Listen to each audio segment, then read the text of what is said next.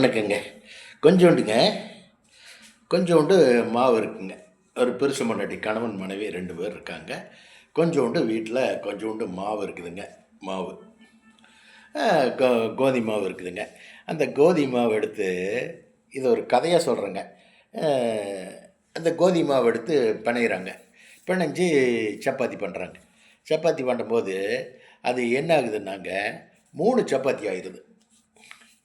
இல்லைங்க. 3 சப்பாத்தி ஆகுது. இல்லைங்க. 5 சப்பாத்தி ஆகுது. 5 சப்பாத்தி ஆனதுக்கப்புறம், அ 5 சப்பாத்தி ஆனதுக்கப்புறம் என்ன ஆகுது, சாப்பிடுறதுக்கு இது பண்ணும்போது, அ அவிங்க என்ன பண்றாங்க, இந்த மாதிரி 5 சப்பாத்தி இருக்கே, எனக்கு 3 சப்பாத்தின்னு புருஷன் சொல்ல. பொண்டாட்டி என்ன சொல்ல, நான் தானே கஷ்டப்பட்டெல்லாம் பெனஞ்சு சப்பாத்தி பண்ணேன். நமக்கு தான் வேணும். நமக்கு 3 சப்பாத்தி அப்படிங்குது. அப்படின்னு சொல்லி 2 பேத்துக்கு வாக்குவாதங்க. சாப்பிட்றத விட்டு போட்டு. அப்புறம் வாக்குவாதம் பண்ணோன்னே என்ன ஆகுதுங்க, என்ன என்ன ஆகுதுன்னா, சரி உனக்கும் வேண்டாம், எனக்கும் வேண்டாம். இது பிச்சு வச்சுக்கலான்னு பெருசுன்னு சொல்ல. அதெல்லாம் பிக்கக்கூடாது. முழுசாத்தான் வேணும் அப்படின்னு சொல்லி பொண்டாட்டி அடம் பிடிக்க. சரி 2 பேரும் ஒரு பந்தயம் வைக்கிறாங்க. சரி நம்ம அ யாரு யாரு வந்து அதிக நேரம் மூச்சு பிடிச்சு அ இருக்கிறாங்களோ, அவிங்களுக்கு 3 சப்பாத்தி.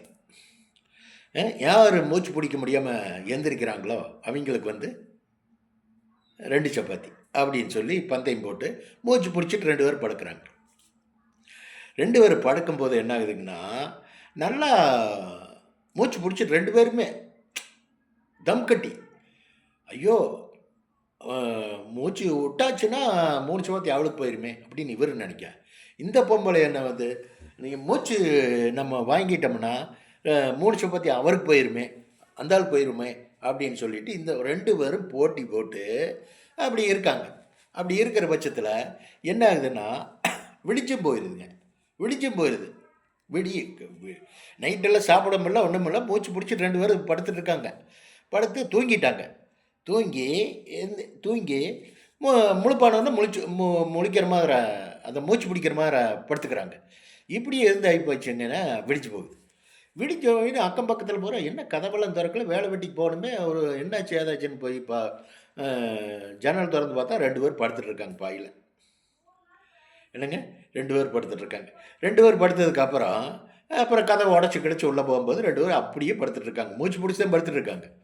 அப்புறம் என்ன ஆகி போகுது, சொந்த பந்தத்துக்கெல்லாம் சொல்லி கிள்ளி இலவு கிழவெல்லாம் எல்லாம் வந்து கிந்து எல்லாம் சுடுகாடு வரையிலும் கொண்டு போயிடுறாங்க. அப்பவும் எந்திரிக்கலைங்க. 2 பேத்தையும் கொண்டு போயி செத்தாச்சுன்னு முடிஞ்சதுக்கப்புறம் அப்பவும் எந்திரிக்கல. அப்போ எந்திரிக்காம, அப்புறம் இந்த நெருப்பெல்லாம் வைக்கும்போது, அந்த சூட்டு தாங்க முடியாம என்னங்க? சூடு தாங்க முடியாம 2 பேருமே தடாபுடான்னு எந்திரிச்சிடுறாங்க.